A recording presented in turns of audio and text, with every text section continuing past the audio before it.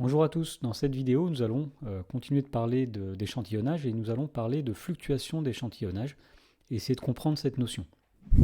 Alors lorsqu'on réalise plusieurs échantillons de taille n, eh bien, les fréquences observées ne sont pas toujours les mêmes. Par exemple, si vous jetez 100 fois une pièce de monnaie, eh bien, la première fois que vous allez jeter 100 fois cette pièce de monnaie, eh bien, vous allez avoir peut-être 48 piles et 52 faces. Vous recommencez encore sans lancer, vous allez peut-être obtenir 46 piles et 54 faces, etc., etc. Et vous constatez que les fréquences observées, donc 48%, 46%, ne sont pas toujours les mêmes.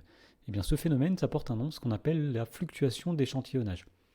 Alors, il y a une proposition à connaître ici, c'est que lorsqu'on considère une expérience aléatoire à deux issues que l'on répète de manière indépendante, si on note P, la probabilité d'une des issues, et qu'on considère un échantillon de taille n, et bien lorsque n est grand, sauf exception, la fréquence observée petit f de cette issue est proche de la probabilité petit p. Ça veut dire quoi? Ça veut dire que si, par exemple, vous lancez 100 pièces de monnaie, si je reprends cet exemple, eh bien, la fréquence d'apparition des piles va se rapprocher d'1 sur 2 de 50%. Et plus n est grand, et plus cette fréquence observée est censée se rapprocher de la probabilité théorique d'apparition de piles. Alors, dans une grande majorité des cas, l'écart entre la fréquence observée et la probabilité théorique, on peut même le mesurer, cet écart, il est inférieur à 1 sur racine carrée de n, où n est la taille de l'échantillon. Alors faisons un exemple pour illustrer cette propriété et comprendre finalement ce qu'elle veut dire. Alors dans l'exemple 1, on lance un dé à 6 faces bien équilibré et on s'intéresse à l'issue obtenir un 2. Donc à l'aide d'un programme informatique, on a réussi à simuler cette expérience et donc on a simulé le tirage de 10 échantillons de taille n égale 1000. Et donc pour chaque échantillon, on a noté la fréquence du nombre de fois où un 2 est sorti. Donc par exemple pour le premier échantillon, c'est-à-dire le premier lancé de 1000 dés, on avait 0,152, c'est-à-dire 15,2% des cas où il y avait un 2 sur le dé. Dans le deuxième échantillon, nous avons 14,4% des cas où il y a eu un dé qui est apparu, etc., etc. Et donc la question ici est de déterminer la proportion des cas où l'écart entre f et la probabilité théorique p est inférieur à 1 sur racine carrée de n. Alors la première chose à faire ici, c'est de déterminer la probabilité théorique d'obtenir un 2. Alors on suppose que le dé est bien équilibré, donc toutes les faces ont autant de chances d'apparaître les unes que les autres, et donc on a une chance sur 6 d'obtenir un 2.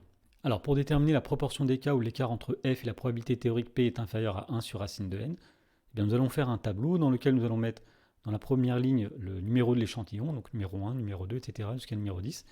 Et dans la deuxième ligne, nous allons calculer l'écart entre la fréquence observée, donc par exemple pour le premier échantillon c'était 0,152, avec la probabilité théorique qui est de 1,6, soit environ 0,16 à peu près. Et donc nous mettons des valeurs absolues pour que l'écart soit toujours positif. Alors par exemple pour le premier échantillon, nous savions que f est égal à 0,152, p égale 1 sixième, et lorsqu'on calcule l'écart entre 0,152 et 1 sixième, on trouve environ 0,015. Voilà, et on peut faire ça pour tous les échantillons. Et donc lorsqu'on a tous les écarts, maintenant nous allons regarder quand est-ce que cet écart est inférieur à 1 sur racine carrée de n.